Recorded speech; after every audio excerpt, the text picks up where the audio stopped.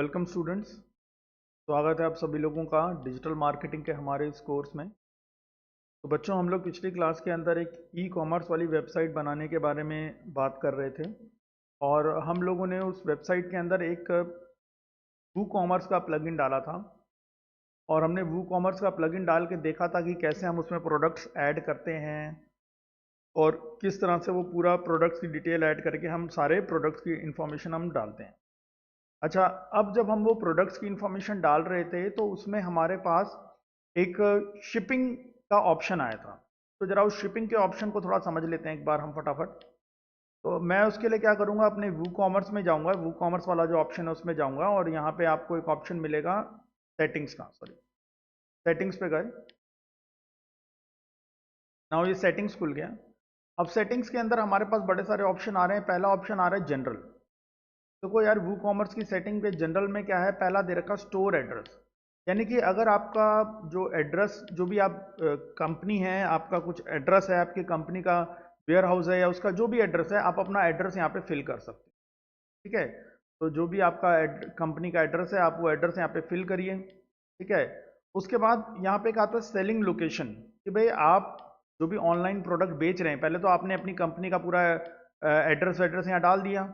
उसके बाद आपकी जो सेलिंग लोकेशन है वो कहाँ पे है, मतलब आप ऑल कंट्रीज में सेल करना चाहते हैं या कहाँ करना चाहते हैं। मान लो मैं कहता हूँ नहीं भाई, मुझे ऑल कंट्रीज में तो नहीं सेल करना, sell to a specific country.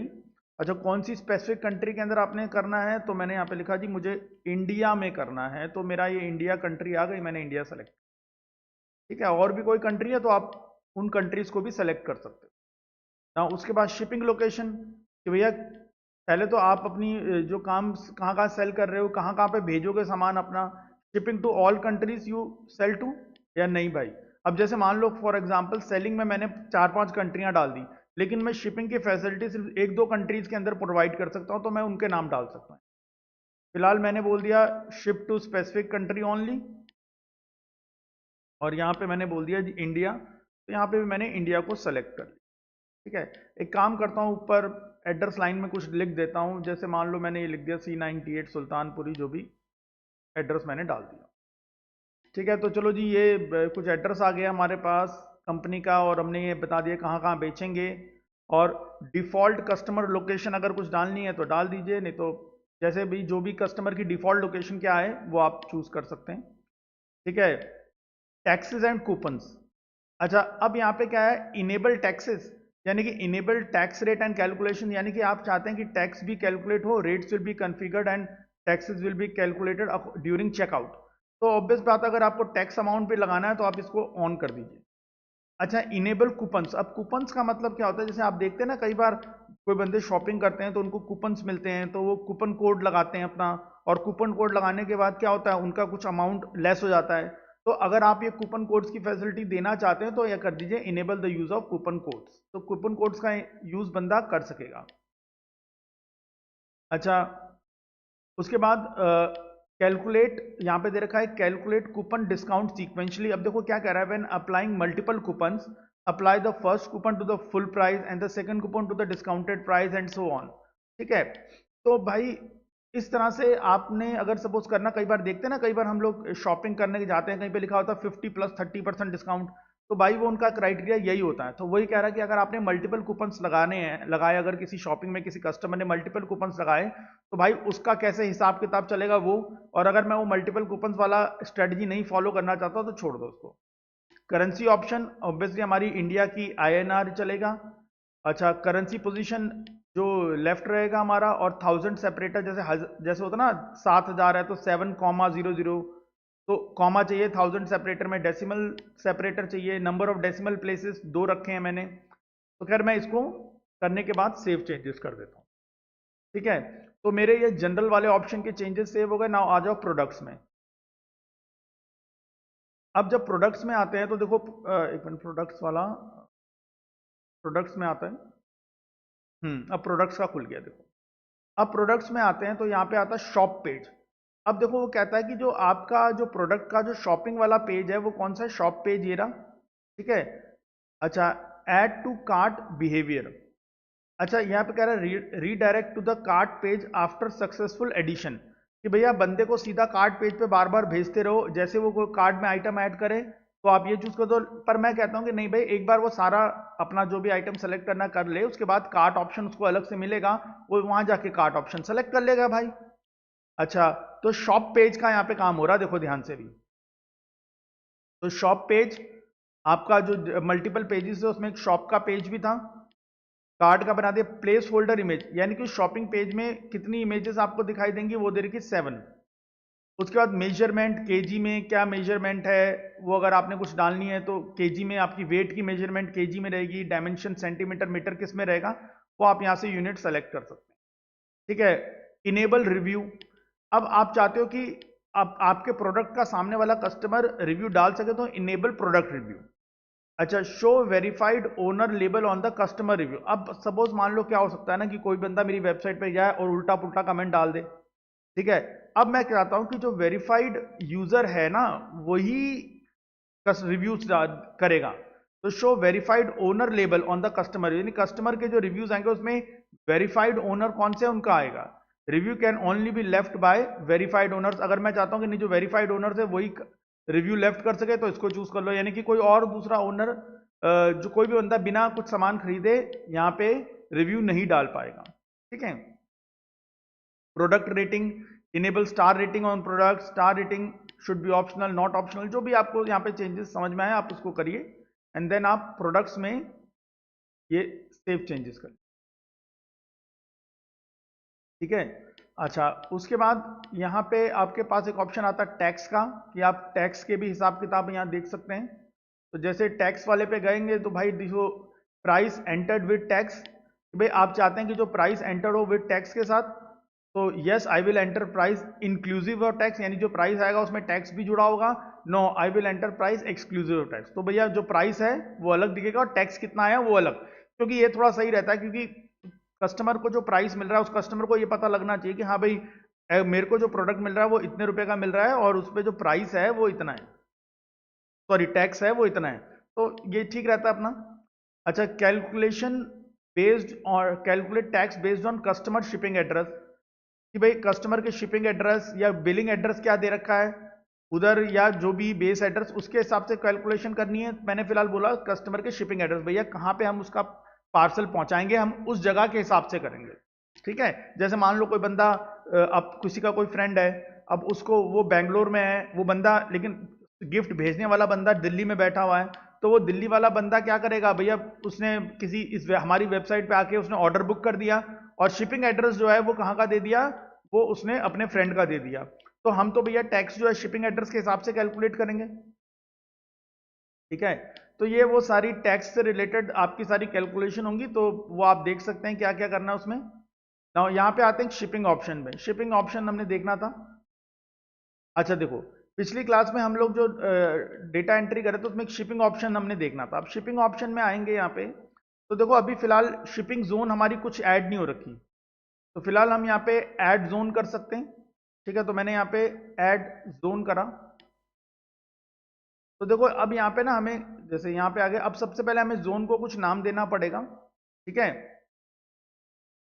अच्छा अब मैंने जोन को नाम दे दिया, जैसे सपोज मान लो मैंने बोल दिया वेस्ट जोन, कि वेस्ट जोन में वेस्ट दिल्ली, मान लो वेस्ट दिल्ली में कोई प्रोडक्ट जा रहा है। जोन रीजन एनी एवरीवेयर बोल दिया, या start typing to filter zone आप डाल सकते हो। जैसे सपोज मान लो मैंने बोल दिया, अभी यहाँ पे उन्होंने एवरीवेयर बोल दिया, मैंने एवरीवेयर हटा दिया। अब यहाँ पे हमने इंडिया चूज कर दिया, तो हमारा जो जोन है इंडिया आ गया। अच्छा ठीक है, इंडिया में भी देखो यहाँ पे बड़ा कुछ आ रहा है। यहाँ पे मैं दिल्ली पे आ जाता हूँ, देखो ये रहा दिल्ली, तो मैंने इंडिया में दिल्ली को चूज कर लिया। मैं यहाँ से भी फिलहाल ये हटा देता हूँ, तो देखो अब मेरा हो गया यहाँ पे दिल्ली इंडिया। तो दिल्ली वेस्ट जोन के लिए मैंने अपना जोन रीजन दिल्ली इंडिया है। अब उसके लिए क्या करा मैंने, यहाँ पे देखो ऐड शिपिंग मेथड, तो मैंने क्लिक करा। अब शिपिंग मेथड में देखो मेरे पास क्या ऑप्शन आ रहा है कि भाई या एक है, या तो आप सामने वाले को फ्री शिपिंग प्रोवाइड कर रहे हो, या आप अगर फ्री शिपिंग प्रोवाइड करो तो इसको सेलेक्ट कर लो। फ्लैट रेट मतलब आप ना शिपिंग का एक सिंपल एक पैसा आपने लगा दिया, तो वो आप चूज कर लो। जैसे मान लो मैंने फ्लैट रेट चूज कर लिया कि भैया एक शिपिंग का जो अमाउंट है एक नॉमिनल अमाउंट मैं सबसे लूंगा, जो भी वेस्ट जोन में जो भी पैकेट जाएगा उसको कंटिन्यू कर दिया। अब कितना रखेंगे शिपिंग कॉस्ट, मैंने बोल दिया जी 50 रुपये शिपिंग का लगेगा भैया, पर ठीक है 50 रुपये शिपिंग का लगेगा। अच्छा टैक्स स्टेटस क्या टैक्सेबल है, तो टैक्सेबल कर दिया है, और नहीं तो 50 आप जैसे मैं उसको मान लो 40 रुपये कर दिया, ठीक है, और टैक्सेबल बोल दिया उसको मैंने कि भाई टैक्सेबल भी है यहाँ पे। खैर अब मैंने यहाँ पे फ्लैट रेट स्टेटस टैक्सेबल कर दिया और कॉस्ट 40 रुपये कर दी, क्रिएट एंड सेव, या नहीं तो मैं फ्लैट रेट करके यहाँ पे टैक्सेबल के हटा के उसको नन कर दूंगा और यहाँ पे सीधा अपना 50 रुपये डाल देता हूँ कि भाई 50 रुपये का रेट रहेगा हमारा, तो क्रिएट एंड सेव। तो देखो एक एंट्री यहाँ पे, अब देखो यहाँ पे एंट्री ऐड हो गई कि फ्लैट रेट है और जो उसमें पैसा let's you change a fixed rate for shipping, edit करना तो एडिट करें नहीं तो छोड़ सकते हैं। एक और शिपिंग मेथड मैं डाल देता हूँ, सपोज मान लो मैंने बोला फ्री शिपिंग भी करो, कई जगह पे हो सकता है मुझे फ्री शिपिंग भी करनी हो, तो फ्री शिपिंग में free shipping requirement no require, कोई पर्टिकुलर रिक्वायरमेंट है कि नहीं। अब देखो फ्री शिपिंग में मान लो मैं कहता हूँ कि मैं फ्री शिपिंग बंदे को तब दूंगा जब उसका मिनिमम ऑर्डर अमाउंट इतना होना चाहिए, ठीक है, तो या मिनिमम ऑर्डर हो या उसके पास ये फ्री शिपिंग का कूपन हो, या फिर सपोज मान लो मिनिमम ऑर्डर हो और प्लस कूपन दोनों तीनों हो तब हो। मान लो मैं इसको यहाँ कर देता हूँ मिनिमम ऑर्डर, अब मान लो मैंने मिनिमम ऑर्डर बोल दिया कि अगर उसका मिनिमम ऑर्डर जो है वो 1500 रुपये तक का होगा, सॉरी 1500 रुपये तक का होगा, तो हम उसको फ्री शिपिंग देंगे, ठीक है। अच्छा apply minimum order rule before coupon discount, अच्छा ऐसा जो मिनिमम ऑर्डर रूल जो है वो कूपन के डिस्काउंट लगाने से पहले सेट करना है। जैसे मान लो किसी बंदे का अमाउंट भी 1500 बचा, उसने कूपन डिस्काउंट लगा दिया और उसके बाद उसका अमाउंट कम हो गया, तो भाई तब उसको देना है कि नहीं देना है, तो इसलिए बोला हुआ है कि अप्लाई करो minimum order rule before coupon discount, मतलब कूपन डिस्काउंट लगाने से पहले उसका सेट करना चाहते हो तो ये चूज कर दो, ठीक है, और क्रिएट एंड सेव। तो देखो मैंने यहाँ पे दो तरह की शिपिंग की अपनी एंट्री डाल दी, एक फ्लैट रेट और एक फ्री शिपिंग, ठीक है। तो इस तरह से आप शिपिंग की एंट्रीज अपनी डाल सकते हो। तो वेस्ट दिल्ली के अंदर मैंने ये दो एंट्रियां अपनी डाल दी हैं, ठीक है। पेमेंट्स में आते हैं थोड़ा,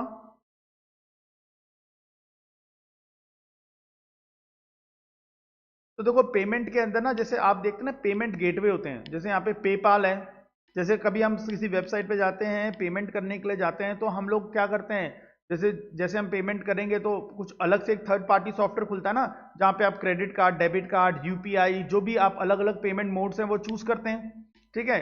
तो भाई ये कुछ ऑप्शंस होते हैं, इनके बारे में बाद में बात करेंगे, ठीक है, कि कैसे इसको सेट करते हैं इसके बारे में हम आगे देखेंगे यहाँ, ठीक है। तो मेन इसके ये 3-4 ऑप्शंस हैं, बाकी आप ये ईमेल इंटीग्रेशन ये सब आप अपना देख सकते हैं कि क्या क्या ऑप्शन है ना। उसके बाद कुछ और ऑप्शंस भी आ रहे हैं हमारे पास यहाँ पे, जैसे अच्छा देखो यहाँ पे मैंने डीएम एक अपनी ईमेल आई जो मैंने ये उसमें क्या नाम है इन्फिनिटी फ्री में अकाउंट बनाया था, तो उसको मैंने बनाया था dmbadgeonline@gmail.com के नाम से, जो जीमेल आईडी बनाई उसमें बनाया था, ठीक है।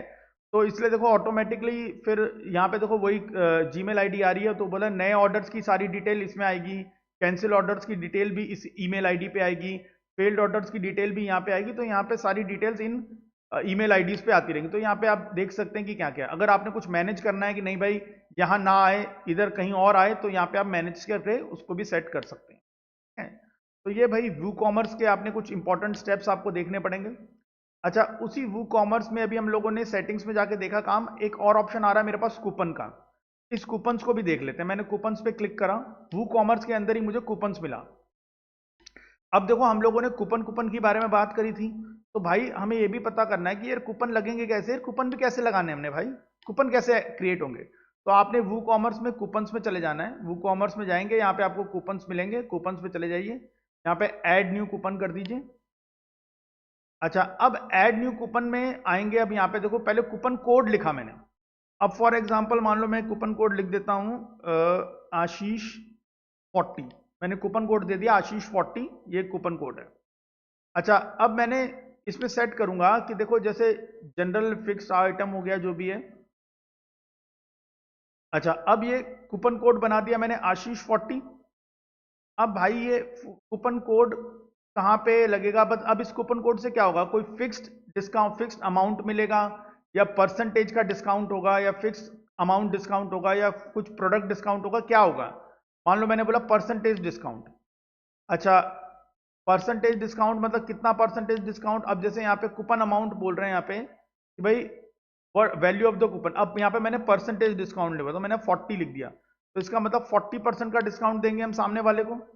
अच्छा, allow free shipping, check this box if the coupon grant free shipping. अगर कूपन आपको फ्री शिपिंग की फैसिलिटी देता है तो उसको चूज करो, नहीं तो छोड़ दो, क्योंकि याद है ना हम लोगों ने एक फ्री शिपिंग वाले कूपन भी बनाने की बात करी थी, तो वो। अच्छा, उसके बाद कूपन एक्सपायरी डेट, अगर आप चाहते हो कि भैया ये कूपन की कोई एक्सपायरी डेट अगर आप सेट करना चाहते हो तो आप डेट सेट कर सकते हैं यहाँ पे, और अगर नहीं करना चाहते तो मत करो, छोड़ दो उसको। तो भैया मैंने ये कूपन बना दिया, ठीक है। कौन सा? एक कूपन आशीष 40 के नाम से एक कूपन तैयार हो गया मेरा यहाँ पे, ठीक है। और यूसेज, अब ये तो जनरल सेटिंग्स कर दी हमने।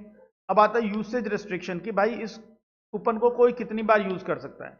मिनिमम, कुछ मिनिमम स्पेंड पे ये कूपन यूज होगा या कुछ मैक्सिमम स्पेंड पे कूपन यूज होगा, वो आप सेलेक्ट कर सकते हो। Individual use only, check this box if the coupon can not be use in conjunction with other coupon. मतलब अगर कोई पर्टिकुलर सेल करी है और आप चाहते हो उस सेल में सिर्फ यही कूपन यूज हो, ये नहीं कि बंदा दो दो एक कूपन तो ये लगा दिया, दूसरा कूपन भी लगा दे, तो इसको आप चेक कर दो कि भाई इंडिविजुअल यूज ओनली, कि भाई ये कूपन किसी एक सेल पे लगेगा लेकिन उस सेल पे कोई दूसरा कूपन नहीं लगा होना चाहिए। अच्छा, exclude sale items, check this box if the coupon should not apply on items on sales. अब जैसे कोई आइटम है जिसमें ऑलरेडी हमने सेल लगा रखी है, तो भाई उस पर कूपन क्यों लगाना, तो इसको हटा चेक कर दो कि अगर आप चाहते हो सेल आइटम्स के ऊपर ये कूपन ना लगे। अच्छा, अब दूसरा क्या, प्रोडक्ट के ऊपर, अगर आप किसके ऊपर लगाना चाहते हो, सर्च फॉर प्रोडक्ट, तो मैंने इस पर क्लिक करा, देखो यहाँ पे अब हमारे जो प्रोडक्ट्स दे रखे थे, आई थिंक शूज का कुछ, वो मैं एक प्रोडक्ट्स का ओपन करता हूं, ऑल प्रोडक्ट्स को एक नए टैब में ओपन करता हूं,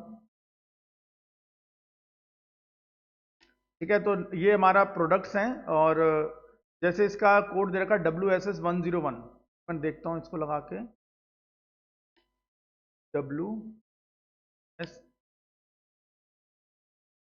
WSS, तो सर्च कर रहा है, देखो आ गया अपने आप ही, देखो आ गया ना कोड, WSS101 लगाया, देखो कोड आ गया।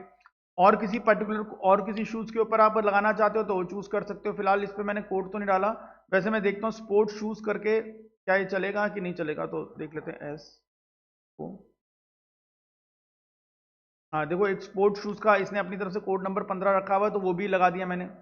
कोई पर्टिकुलर प्रोडक्ट है जिसको आप हटाना चाहते हो तो उसको भी कोड, उसका भी कोड आप सेलेक्ट करके यहाँ पे लगवा सकते हो, ठीक है। किसी पर्टिकुलर, हमने बोला स्पोर्ट्स शूज पे ही लगेगा ये, और किसी और आइटम पे नहीं लगेगा, ठीक है। तो ये आप सारी सेटिंग्स कर सकते हैं यहाँ पे जो भी है, ठीक। अच्छा, ये हो गया हमारा जनरल, फिर यूसेज रिस्ट्रिक्शन, फिर यूसेज लिमिट है। अब लिमिट है, यूज लिमिट पर कूपन। अब यूसेज लिमिट का मतलब इस कूपन को कितनी बार, यहाँ पे अनलिमिटेड यूसेज की, भैया आशीष 60-40 जितनी मर्जी बार लगाता रहे वो यूजर, नहीं भाई, हमने बोला आशीष 40 एक ही बार लगाए, या मान लो मैं कहता हूँ उसको अनलिमिटेड टाइम्स लगा ले, अलग अलग अलग सेल करता रहे, हर सेल में अपनी अलग डिफरेंट डिफरेंट सेल्स में अगर मैं चाहता हूं कि वो कूपन लगाए तो उसको लगवा दो, नहीं चाहते तो छोड़ दो भाई। Limit usage of X items apply to all qualifying items in the cart, कि भैया किसके ऊपर करना है, एक आइटम के ऊपर, दो आइटम के ऊपर, वो आप चूज कर सकते हो, ठीक है। यूसेज लिमिट पर यूजर, एक यूजर कितनी बार यूज कर सकता है, मान लो मैंने उसको बोल दिया एक यूजर एक बार यूज करेगा, या 2 बार यूज कर सकता है, या 3 बार, तो वो मेरे डिपेंड है कि भैया मैं कितनी बार उसको यूज करवाना चाहता हूं। तो मैंने इसको मान लो 1 बार चूज कर दिया। तो देखो यहाँ पे कूपन कोड बना सकते हो, और कूपन से रिलेटेड सारी सेटिंग्स आप यहाँ पे कर सकते हो। तो आपका एक कूपन कोड बन जाएगा, पब्लिश कर दिया तो कूपन कोड भी तुम्हारा एक्टिव हो जाएगा यहाँ पे। तो आशीष 40 का कूपन कोड तैयार हो गया हमारा ये, ठीक है। तो हमने यहाँ देखा जी कूपन कोड कैसे लगाना है वो हमें समझ में आ गया। उसके बाद एक थोड़ा सा नीचे आते हैं, नीचे आके हमारे पास यहाँ पे एक ऑप्शन है जिसका नाम है सेटिंग्स। अब जरा इस सेटिंग्स पे आ जाओ, ठीक है। वू कॉमर्स की तो सेटिंग्स हमने देख ली, अब जरा नॉर्मल अपनी वेबसाइट की सेटिंग देख लेते हैं। यहाँ पे देखा साइट टाइटल, तो मेरी साइट का टाइटल क्या है, माई ड्रीम टूर। कोई टैगलाइन आपने लगानी है तो वो आप चूज कर दो। तो जैसे मान लो मैं लिख देता हूं your perfect travel partner, your perfect travel organiser, ठीक है, your perfect travel organiser. Site icon कुछ लगाना है तो लगा दो भाई, साइट आइकन कुछ आपके पास है तो ठीक है। बाकी देखो वर्डप्रेस का URL ये है http://mydream2.42web.io। मेरी एडमिनिस्ट्रेटर की ईमेल आईडी मैंने dmbatchonline@gmail.com आईडी बनाई थी, वो यहाँ पे लिखा हुआ है। तो ये सारी डिटेल्स और भी थोड़े बहुत डिटेल है वर्क एंड टाइम की, उसको देख सकते हो। सेव करना चाहो तो सेव कर दो। ये थी जनरल सेटिंग्स। अच्छा, अब जनरल के बाद ये अपना जनरल के बाद सेटिंग्स के अंदर अभी हमने जनरल देखा है। जनरल के बाद आता है राइटिंग, इस पर क्लिक करो। तो राइटिंग में कुछ खास नहीं, वो मेल सर्वर का पूछेगा। मेल सर्वर अगर आपने बनाया हुआ है, आपको ईमेल का सर्वर अगर अलग से मिला हुआ, तो आप उसका मेल वेल आईडी डाल सकते हैं। रीडिंग ऑप्शन पे आते हैं। अभी देखो हमने सेटिंग्स की जनरल देख लिया है, राइटिंग देख लिया है, जनरल, राइटिंग और रीडिंग ऑप्शन पे आ गए। अब रीडिंग ऑप्शन देखो ध्यान से, पहला कहता है योर होम पेज डिस्प्ले। अब देखो क्या होता है कि याद है जब भी हम अपना 42web.io क्लिक करते थे तो हमेशा क्या खुलता था, हमेशा जो है वो एक मेरा ब्लॉग वाला पेज खुलता था। क्यों खुलता था? क्योंकि यहाँ पे बाय डिफॉल्ट क्या सेलेक्ट होता है, योर लेटेस्ट पोस्ट, यानी वो जो ब्लॉगिंग वाला पेज जो बनाया हुआ था जहाँ पे सारे डेस्टिनेशन का एक ब्लॉग बनता था, वही पेज बार बार खुलता था। ये क्यों खुलता था? क्योंकि ये सेलेक्ट था। अब मैं चाहता हूँ ये ना खुले भाई, तो मैंने इसको क्लिक करा। अब मैं चाहता हूँ कौन सा पेज खुले, होम पेज के मान लो ये अलग अलग पेज हैं, तो कौन सा पेज आप चाहते हो कि खुले आपके सामने? तो मैंने बोला शॉप वाला पेज खुल जाए भाई। तो अब जब भी हम उस वेबसाइट को खोलेंगे तो हमारे सामने कौन सा पेज खुलेगा? हमें शॉप वाला पेज खुलेगा। पोस्ट वाला पेज, अभी हमने पोस्ट वाला पेज क्योंकि हमने रीसेट कर दिया तो सारा कुछ हट चुका है, तो इसलिए पोस्ट वाला पेज कुछ होगा नहीं। बाकी अगर पोस्ट वाला पेज हो तो आप वो पोस्ट वाले पेज को सेलेक्ट कर सकते हो। Blog post, blog pages shows at most 10, कितनी पोस्ट एक बार में दिख जाए उसके अंदर, तो जैसे हमने यहाँ पे 10 चूज कर दिया, तो उसी तरह से आप यहाँ पे सारी सेटिंग्स को आप यहाँ पे सेलेक्ट कर सकते हो। ठीक है, तो यहाँ पे हमने जनरल, राइटिंग, रीडिंग, इन सबको चूज कर लिया। मीडिया पे आओगे, अरे चलो कोई नहीं, मीडिया पे आओगे तो मीडिया में थंबनेल का क्या वेट रहेगा, medium size, maximum size, upload files, वो सब आप सेटिंग्स यहाँ पे कर सकते हो। ठीक है, एक मिनट को रीडिंग पे गए थे ना, रीडिंग पे हमने ये सेट कर दिया था, इसको सेव नहीं किया था ना, इसलिए स्टैटिक पे गए और यहाँ मैंने शॉप पेज को सेलेक्ट कर दिया। ठीक है, तो मैं फिलहाल इसको सेव चेंजेस कर देता हूँ, तो ये चेंजेस मेरे सेव हो जाएंगे। यानी कि अब जब भी मैं अपनी वेबसाइट को ओपन करूंगा तो मेरे को क्या दिखाई देगा? मेरे को शॉप वाला पेज दिखाई देगा। अब मैं अपनी देखो वेबसाइट पे आता हूँ और माई ड्रीम टूर वाले पे आते हैं और रिफ्रेश कर देते हैं इसको। तो देखो अब जब भी कोई बंदा माई ड्रीम टूर वाली वेबसाइट को खोलेगा तो उसके सामने सीधा ही शॉप वाला ही पेज खुल रहा है। ठीक है, जो मेरा शॉप वाला पेज बना हुआ वही same to same shape page खुल रहा है। अब देखो यहाँ पे जैसे मान लो अगर कोई बंदा ये 1299 का शूज है, ये खरीदने की सोच रहा है, मान लो ऐड टू कार्ट करता है। ठीक है, उसके बाद वो बंदा कार्ट पे चला जाएगा। जैसे मान लो बस एक ही आइटम उसने खरीदनी है, तो भैया कार्ट पे चला गया, अपना कार्ट चेक करेगा। कार्ट पे देखो एक आइटम जुड़ा हुआ है 1299 का, ये एक आइटम जुड़ा हुआ है ऑटोमेटिकली। अच्छा, कूपन कोड का दे रखा है, मैंने कूपन बनाया था एक आशीष 40, आशीष 40 का कूपन कोड लगा दिया, अप्लाई कूपन। तो देखो sorry coupon Ashish 40 is not applicable to selected product. क्यों भाई? कूपन तो हमने इसी नाम से बनाया था, फंस,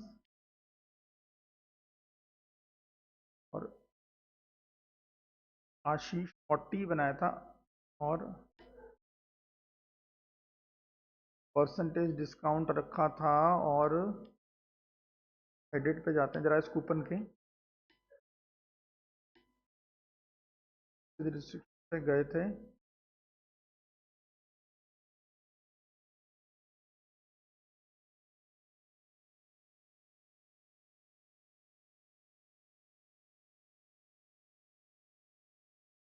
अच्छा, सेल आइटम में इसको हटाना पड़ेगा। ठीक है, ये मैंने थोड़ा सा चेंज कर दिया, उसको मैं अपडेट कर देता हूँ। अपडेटेड हो गया। अब आते हैं यहाँ पे, अब आशीष अप्लाई कूपन करा जरा, हो गया, कूपन अप्लाई हो चुका है। अब देखो ध्यान से देखो, कूपन अप्लाई हो गया।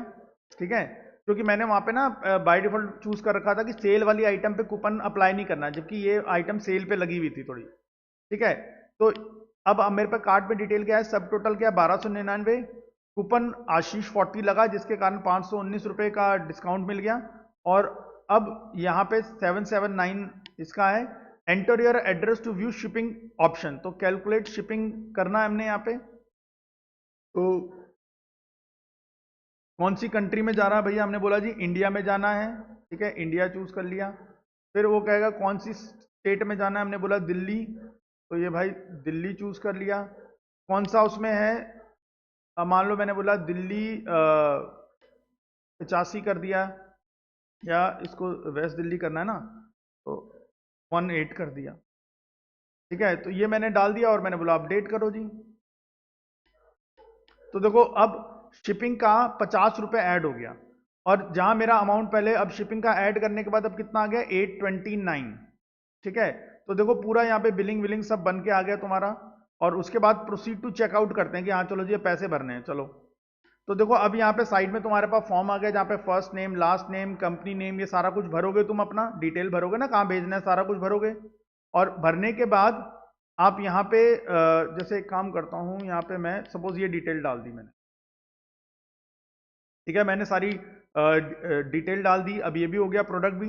अच्छा, उसके बाद देखो यहाँ पे बता रहा है कि आपका जो 1299 का सब टोटल आपका 1299 था, आपका 519 रुपये माइनस हुआ कूपन का, शिपिंग के 50 रुपये ऐड हुए, और टोटल आपका बिल बना 829 रुपीज का, ठीक है। Sorry it seems that there is no available payment method.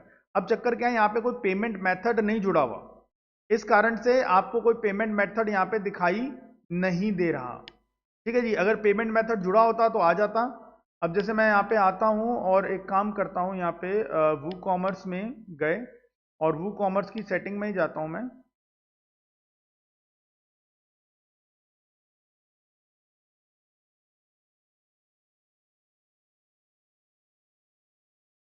ठीक है। इसमें पेमेंट्स ऑप्शन में भी जाते हैं। अभी पेमेंट ऑप्शन में हम पेमेंट, हाँ पेमेंट्स ऑप्शन में आए, तो पेमेंट ऑप्शन में हमारे पास स्ट्राइप, पेपाल, ये सब था नहीं ना हमारे पास। तो यहाँ पे एक ऑफलाइन पेमेंट वाला टिक, ऑफलाइन पेमेंट, ठीक है। इसको मैं एक मिनट रुको,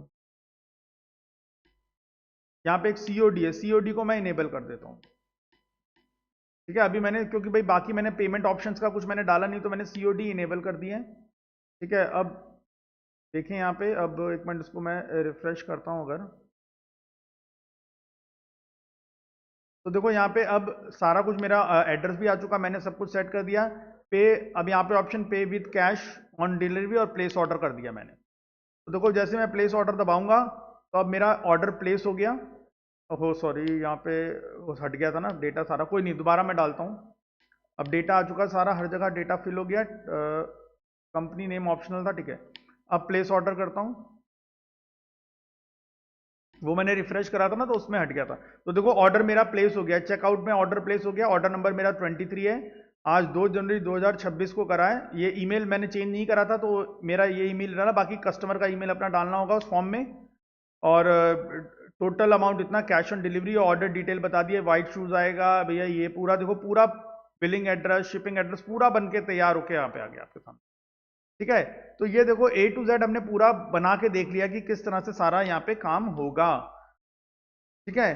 तो ये आपके सामने इस तरह से सारी चीजें तैयार होके आती रहेंगी।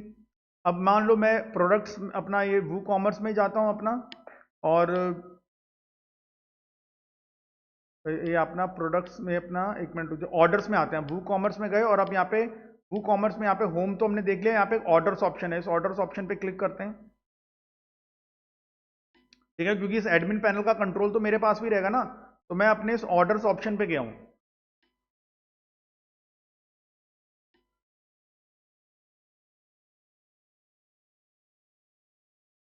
थोड़ा सा टाइम ले रहा है, देखो ऑर्डर खुल गया, और देखो ऑर्डर्स वाले पेज पे दिख रहा है ना कि यहाँ पे मेरे को एक ऑर्डर मिला है, ये 23 ऑर्डर नंबर है, आशीष कन्वर ने दिया है, 55 सेकंड पहले ऑर्डर मिला हुआ है, और प्रोसेसिंग में भी डिटेल डाल दी हमने यहाँ पे, ठीक है। अगर मान लो ऑर्डर की डिटेल मैं देखना चाहूँ, तो ये इस पर क्लिक करूँगा, तो मेरे सामने वो पूरा ऑर्डर की डिटेल आ जाएगी कि भैया ऑर्डर क्या आया हुआ है। देखते हैं एक बार, जरा डिटेल देख लें एक बार फटाफट जल्दी से।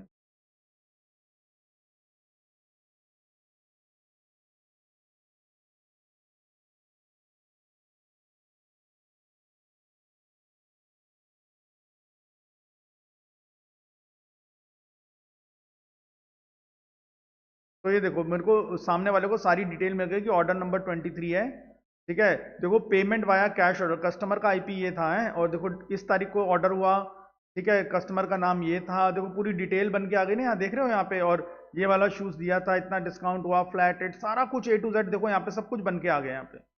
ठीक है, तो यानी कि अब मेरे पास जब भी कोई कस्टमर ऑनलाइन ऑर्डर बुक करेगा तो मैं अपने अपने एडमिन पैनल पे जाऊंगा, वहां पे वू कॉमर्स में ऑर्डर्स में जाके चेक कर लूंगा कि भैया क्या क्या डिटेल है।